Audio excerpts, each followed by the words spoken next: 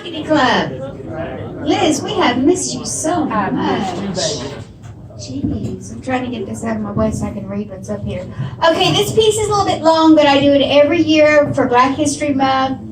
It's a little bit long. Everybody got plenty to drink? Be comfortable? Yeah. Anybody got a pee? I mean, I'm just asking. Okay. See, because if you've never heard me before, you find out you never know what's going to come out of my mouth, not even me.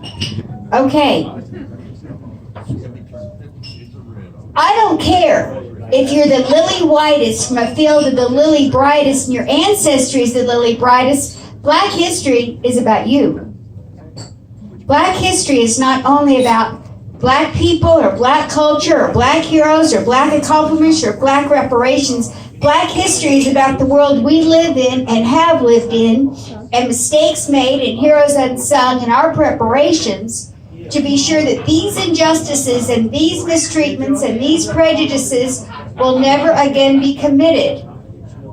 And in light of what has happened, and in light of the neo-Nazis and related idiocies, I stand before you to have submitted that a race of people who were betrayed by their own and against their will traded for gold and in slave ships brought to this country, robbed of family ties, stripped of dignity, stripped of clothes, and stripped of will to live, and owned by folks who attempted to dehumanize unwilling victims for monetary gain, who built the glory of the South on the whip-marked backs of those unfortunate enough to be caught in the giant nets of slave traders and hunters, who were their own people, and for trinkets and shiny coins are bought, still though unallowed to be educated and not recognized as a people, and still though downtrodden, and still though having been tortured and beaten in each black soul, the drumbeat of ancestors sings that these people, these Negroes,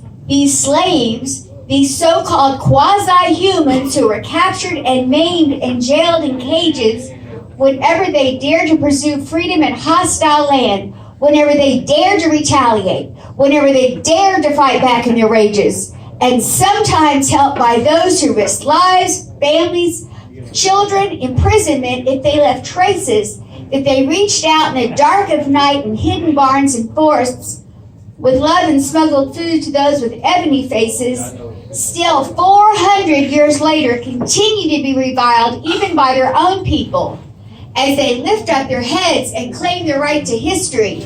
Still 400 years later must overcome overwhelming odds and old ways and antiquated ideas, and it is still a mystery how a people whose great-great-grandmothers were beaten and raped by white slave masters as their families watched in tears could give birth to proud African-American women who have become educators and leaders and judges in later years, and how the great-great-grandfathers who in their youth were ripped from their homeland and survived being chained in a ship infested with disease could sire men who rose to greatness and power and led their people to a new level. And would someone tell me how, please?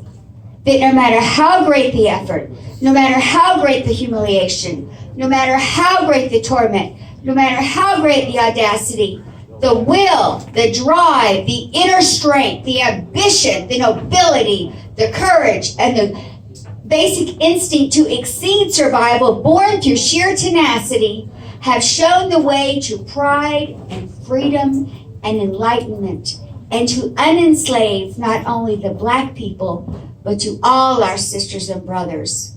The lessons of black history are lessons to all the children of the Creator, that battles born of evil will ultimately never be won. Happy Black History. All right now. Sister, you a couple of weeks early, but we